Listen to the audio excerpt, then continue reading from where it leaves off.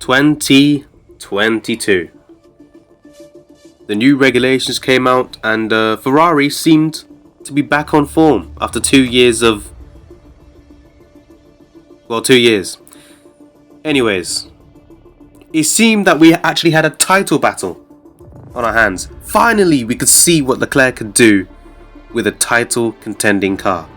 We already knew what Max can do. And we've already seen these two come together at Austria 2019. But now we were gonna get them having a title fight. Or so we thought. We start off with a thrilling duel between Verstappen and Leclerc in Bahrain. These two were heads and shoulders above the rest, much like Hamilton and Verstappen the year previous. That Ferrari was looking like a rocket ship over one lap and could hold its own in the race as well. While it didn't have the straight line speed of the Red Bull, it could still hang on. So Leclerc would end up winning after Verstappen and Perez both, I don't even know, it was very weird, both cars just died. We moved to Saudi Arabia where they had another duel and kind of fought over the DRS because it was very powerful around there.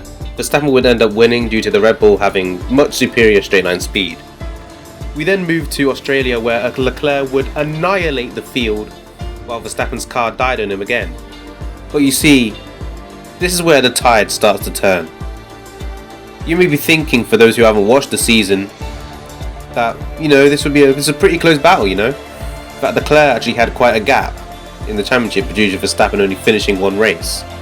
And he wasn't even second, he was like, sixth? Russell was second in his first season for Mercedes. But anyways, you may be thinking, it's quite a competitive season. Leclerc would only win one more race after this. At Imola, Leclerc would lose to Verstappen in both races, the sprint and the main race.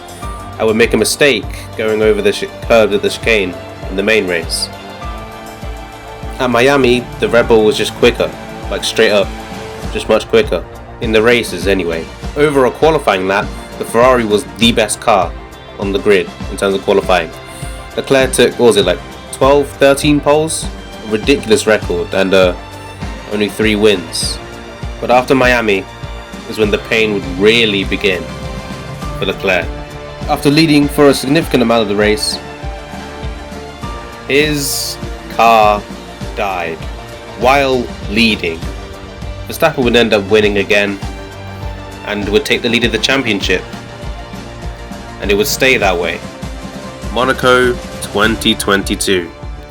I'm sure you guys know exactly what I'm on about.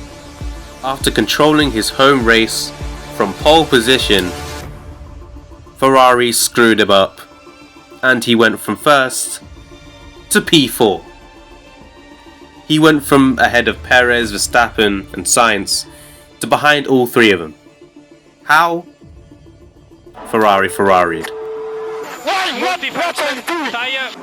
We now move to Azerbaijan, where for the second time in 3 races, while leading, this man's car would die on him. The only Ferrari season that can match this pain is 2017 and 2018. Because what the hell is this? In Canada, he started last with the grid penalty. So, yeah. He managed to recover to P5 though, so pretty good recovery. At Silverstone, Sainz beat him in qualifying and told Ferrari to stop inventing, so Leclerc ended up 4th on worn tyres and a broken front wing. Austria, he finally won another race. He almost won the sprint, but Verstappen was able to hold him off. But in the main race, Verstappen could do nothing to stop Leclerc, and he finally won another race.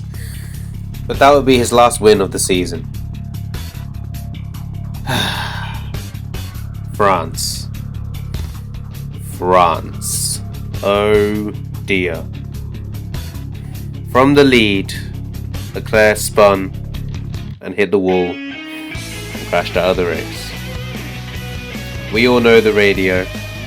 Now it's 0%. No! You could hear the despair in his voice. And you see, people tend to say that he bottled the championship. When, okay, first of all, How? Second of all, how? Third of all, what in the blue hell was he supposed to do when his car was not quick enough, his team was not good enough, and, well, yeah, those two things. What do you want him to do? He's not Jesus. Anyways, the championship was pretty much over at this point, so let's just blast through to when Verstappen won the title. Hungary was hard tyre phobia. Spa, the Rebel was a fucking rocket ship. Dutch Grand Prix, no pace. Monza, no pace. Singapore, Perez beat him. Japan, Verstappen dominated the race and won the championship. Boom, video done. Goodbye. In all seriousness, it was rather painful for Leclerc and for Ferrari fans. Even me, even though I'm not a Ferrari fan, I do love Ferrari. And I do like Leclerc. And I do think he's extremely talented and he really deserves a title contending car. But Ferrari, just for the life of them, cannot give him one. And when they do give him a car that can fight for a championship, it's the Constructors' Championship, and they end up losing. But man, 2022, what a season. Binotto's Ferrari was, to be honest with you, it was a joke. The Vettel years weren't much better because, 2017 and 2018 weren't much better because, man, that was painful. Seeing Vettel try his hardest to win a title for Ferrari, just like his hero, only to fail because of Ferrari's incompetence, and then in 2018 because he bottled it. I'm waffling a bit too much. But anyways, do you guys think Ferrari can give Leclerc a title contending car? Or do you think Leclerc should just leave? But where would he go is the real question. Let me know in the comments below. I've waffled for too long. See ya.